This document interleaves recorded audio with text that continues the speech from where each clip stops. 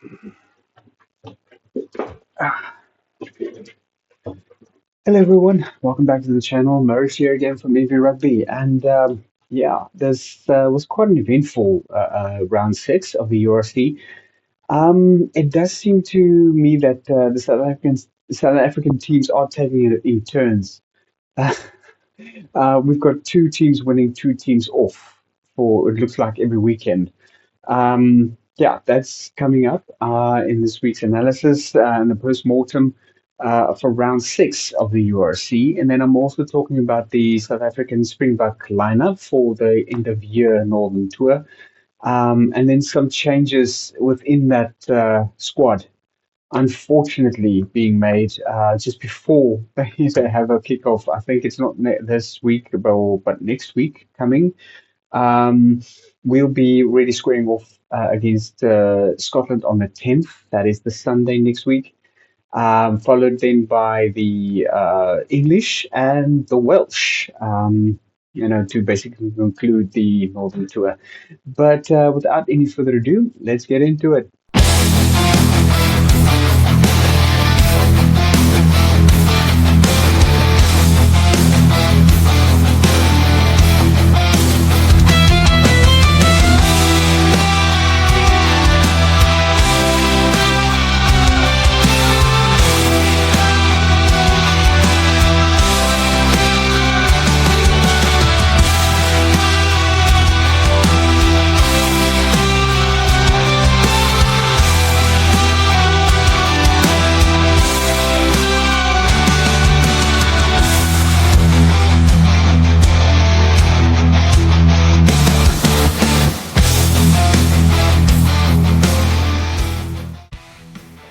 Hey guys, yes. So quite an eventful weekend we've had this last time. Stormers versus Glasgow Warriors didn't go too well from the boys here from the Western Cape. Fortunately, a 17-28 loss to Glasgow. Um, they fought hard. There was a lot of attack movements, brilliant attack movements by the Stormers. Some of it kind of panned out, unfortunately, not enough to make any kind of impact in the final score of the game.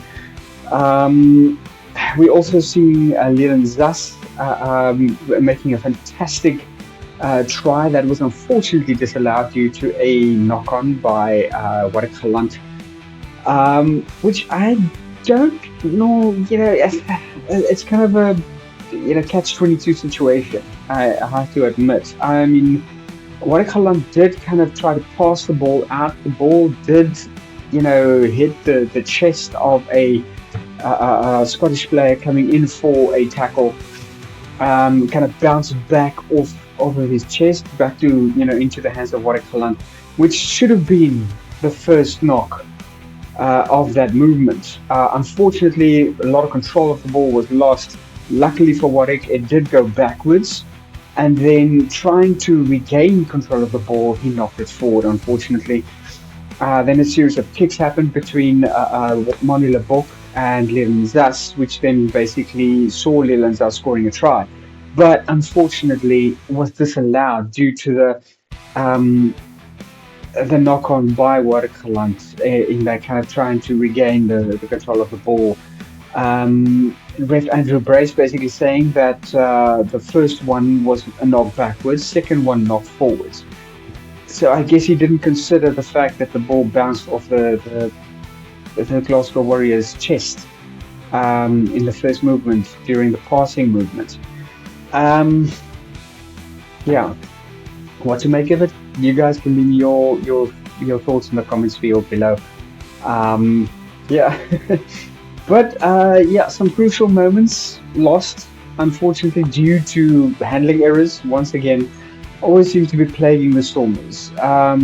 Just can't get a handle on the ball handling, making fantastic attack movements that saw them getting right up to the opponent's scoring try line, and then losing control of the ball, either through being ripped, through ball handling errors, knocking the ball forward, or just generally losing possession.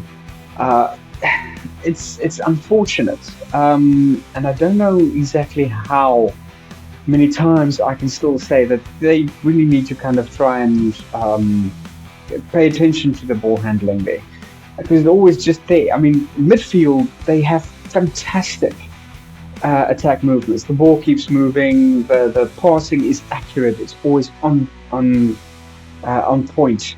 I've seen a lot of successful, fantastic kind of no-look passes or offloads by Waterkaland. We just basically offloads the ball to the back, always having somebody there to pick it up. But there was, two or three times when even that kind of backfired on him. But right in the crucial moments where we start picking up speed through the attack movements, wanting to like look for a gap in the Glasgow Warrior defense, and then just watching it all, unfortunately. Yeah, that was followed up by a brilliant try by Damien Willemse, which also had Waterkaland's hand on it. Waterkaland going for a fantastic dummy pass, which doesn't shake the Glasgow Warrior player, unfortunately, but in the tackle, he manages to kind of offload it to Damien Willemse on an overhand offload, where Damien Willemse then scores a try. Unfortunately, Damien Willemse then goes off with a groin muscle injury, which I will cover a bit later on as well. It's unfortunately going to cost him. It did end up costing him quite a bit. Lebok then basically also yellow card, not quite in agreement with that. And I think that, this is where, refs really need to lean on their teammates, because these are crucial calls that does kind of impact the game quite a bit. Moni Lebok, I think in the 63rd minute of the game, I'm not quite sure when, goes in for a tackle on Doris, I believe it was. No, not Doris. I can't exactly remember the player's name, but he goes in for a tackle. The player passes the ball, obviously, try to get the ball off to his teammate, and it just sort of knocks Marnie's hand or arm as he goes in for the tackle. Now, it's an unfortunate thing, and that results in a yellow card for a deliberate knockdown. But was it really deliberate? How can you classify something as deliberate when it's purely by accident? It is a knock-on, yes. That's unfortunate. I would say, it's a scrum for Glasgow Warriors. But to send a player off for a purely accidental action. Look, I don't know. Andrew Brace thinks he basically extended his arm to try and catch the ball. I don't think so. He went in, he committed into a tackle, and that is evident from the contact between Moni Lebok and the player. So, not quite in agreement that was justified, but unfortunately, you use crying over spilled milk. It happened, and Glasgow Warriors did capitalize on it, scoring quite a few tries after that, securing the 28-17 win over the Stormers there. Du Plessis also then having a fantastic try in the second half, also from a brilliant kind of overhead long pass by, I think it was either Waterkaland or Moni Lebok. He actually had to run forward to kind of connect with the ball, then taking a quick dip underneath, into a fantastic gap in the Glasgow Warriors defense, scoring a beautiful try there. Some fantastic tries scored by Toy Pelotu, one of it unfortunately not being allowed due to a handling error a bit earlier in the attack movement. But yeah, and I'm going to sound like a broken record, but it's seriously, the Stormers need to focus on their handling. The kicking is absolutely fantastic. Moni Lebok as well being fabulously, on form on his kicks. So the rest of the game was pretty much going off without a hitch. It's just these small kind of handling errors. Forward pass towards Leland's on the outside. Forward pass from to Tuipulotu that saw his try being disallowed, which was unfortunate because it was an absolutely brilliant try. I mean, he beats, I think it took out 2 or 3 defenders, nearly beating who was it? Nearly beating Waterkalant right into the corner of the Storm's the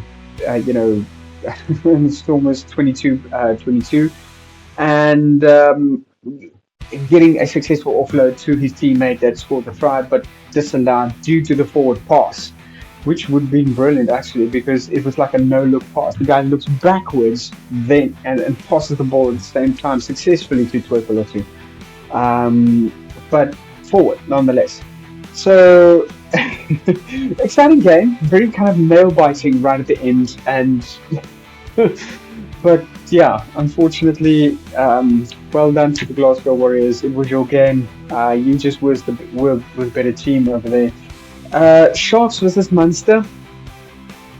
It really feels like most of the Irish national team, basically went to Leinster this time around.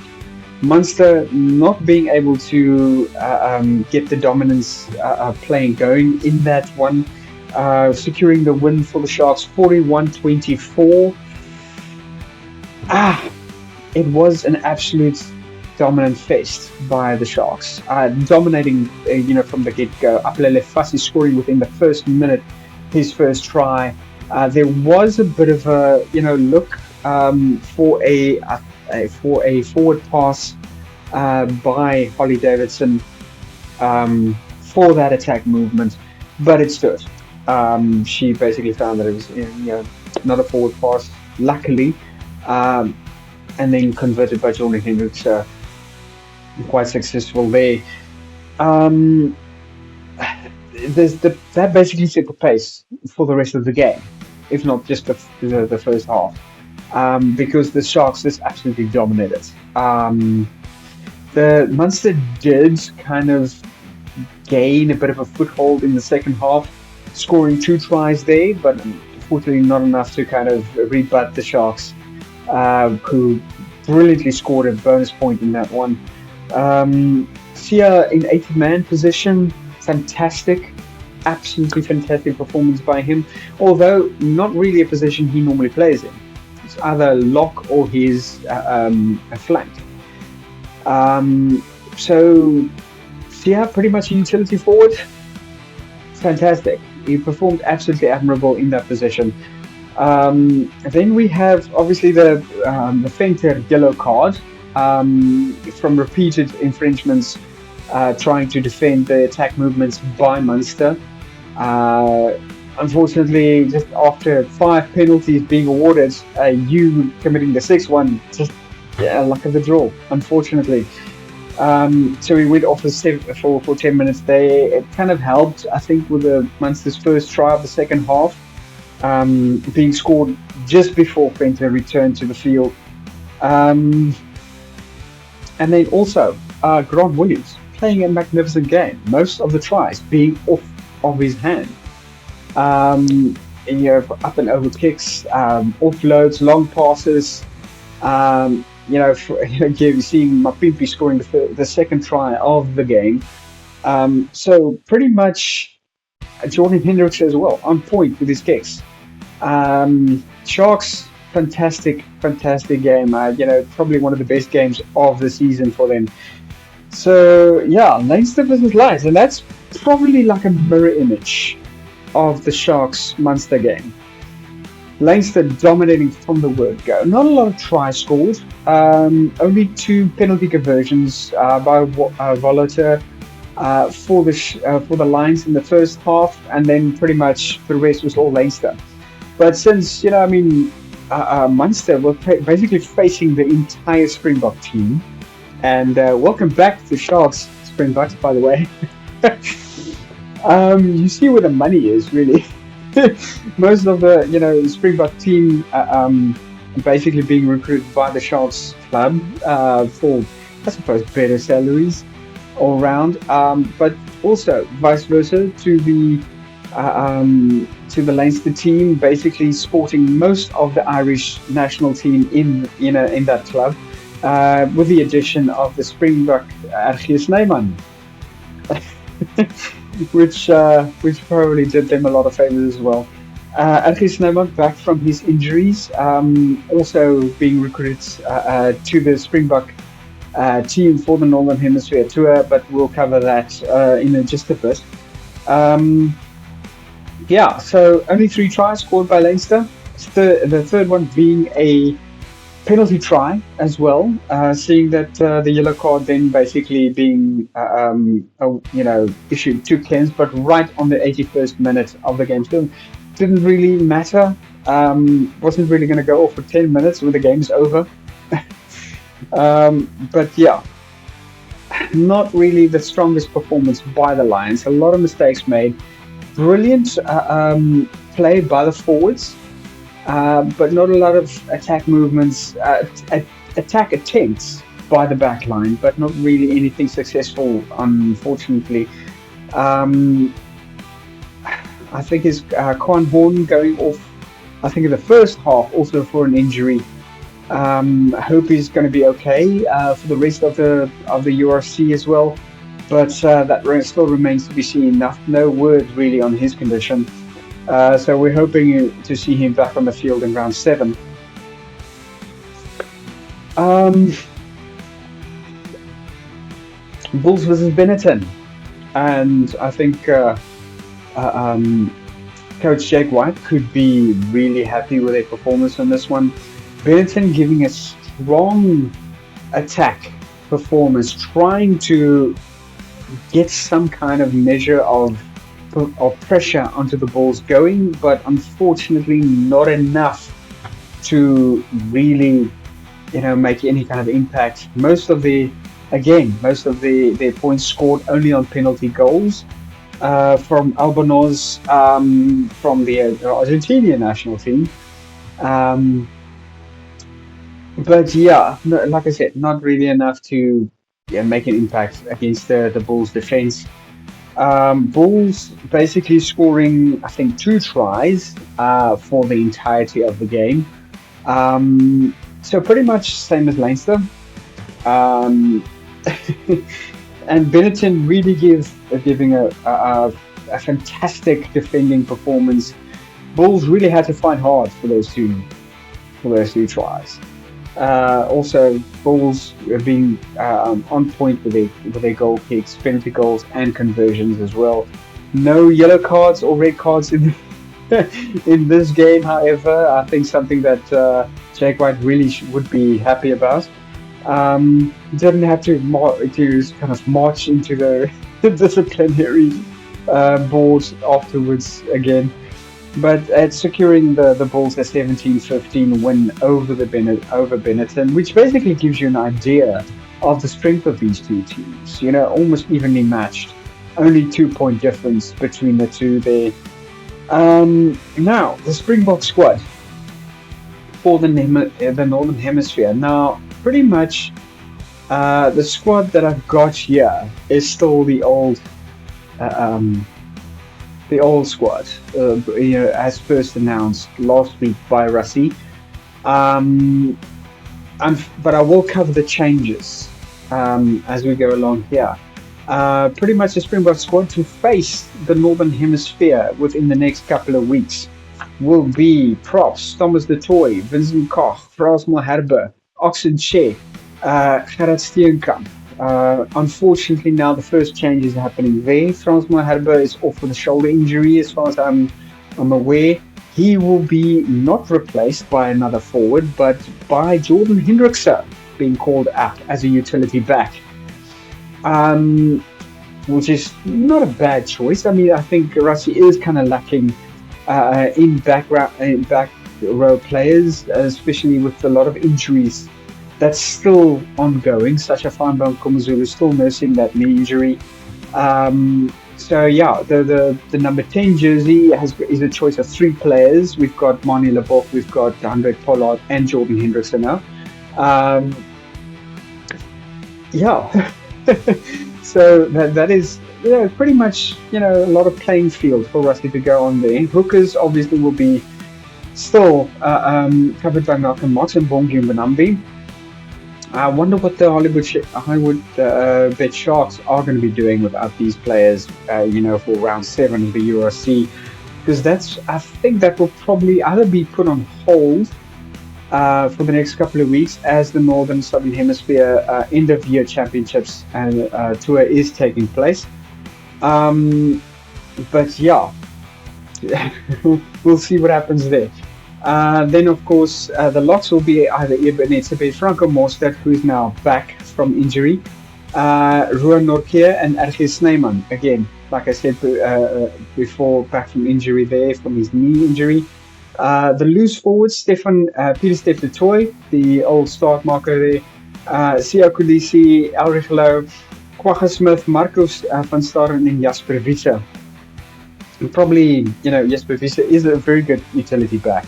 But I'm pretty sure he's going to be starting in the 8-man position there.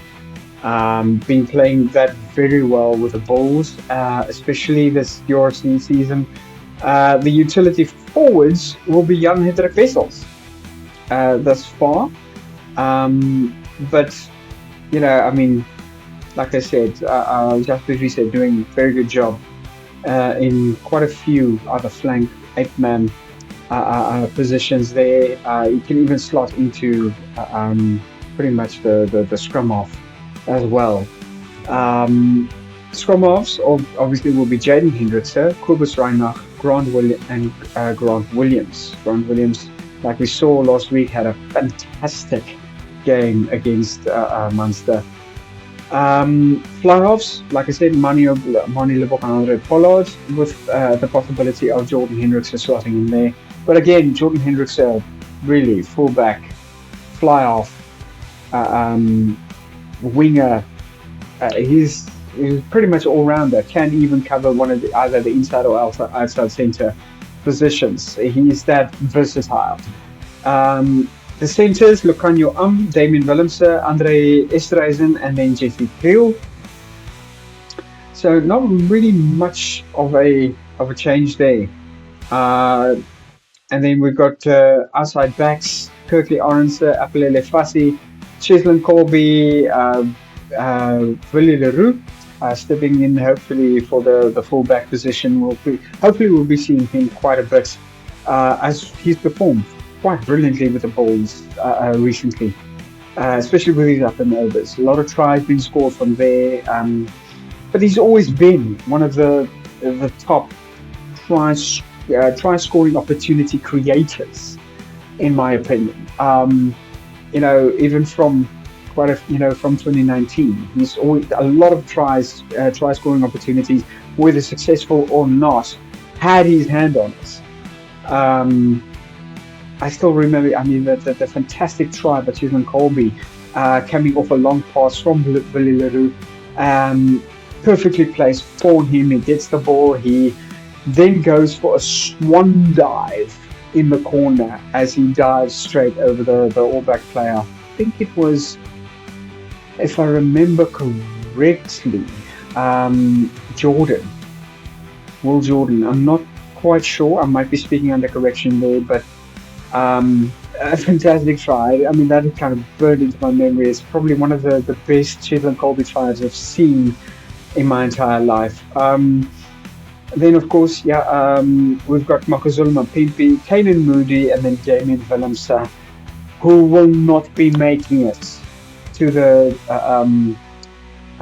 Springboks. Yes, Damien Willemse, unfortunately, getting that groin muscle injury in last week's game against Glasgow Warriors, basically seeing him lose his spot in the Springbok squad traveling to the north.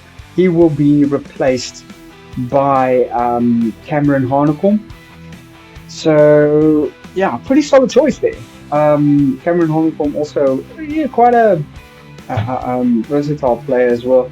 Although I think he'll probably be, he might be considered for forwards, although, solid player in the back line. So yeah, that's it basically for me. So for the squad here, also I did mention that Sasha van Zulu is still nursing a knee injury here. He will not be basically making it. Salman Murat, both knee injuries, won't be making it there, unfortunately. And then Steven Kurtzhoff, uh, nursing a neck injury with Lodejager still off with his shoulder. So, yeah, that is. But unfortunately, But fortunately, we will be welcoming back Franco Mostert and Atjes Neyman as well. So a bit of a silver lining there for the box squad. Excuse me. And yeah, but give me your choice. Let me know what you guys think of that lineup and Rusty's choices in basically swapping out Frans Monhelber for a utility back, and then of course swapping Damien Willemse for Cameron Honeycomb. What do you think? Would he have been your first choice? Who would have been your first choice? I think I probably would have slotted. I would have decided on Quan Horn. Although I don't know again if he will be available after his injury against Leinster last weekend. Um, but yeah, please let me know what your choices are. We do have quite a bit of rugby coming this last weekend, or this coming weekend. Really, sorry, I don't know what I'm saying. But yeah, but it's nothing really. We've got the top 14. Yeah, basically, and then for the rugby union hybrid friendlies, we've got Munster facing off against the All Blacks. Um, yeah, we've got Scotland versus Fiji, England versus New Zealand in the internationals, Lithuania going up against Sweden, and then Belgium and Switzerland facing off. So, if you're interested, these are basically coming up this, URC, unfortunately, this weekend, but hopefully from, I don't know, like, let me check, are they going off next weekend? Let's have a look. International. No, there's no URC next weekend, so maybe in about 2 weeks' time that we'll be picking that up again. But yeah, guys, enjoy this weekend. Maybe I'll see you guys with the first Springbok tour and facing off against Scotland on the 10th of November. But keep safe, guys, and yeah, peace out.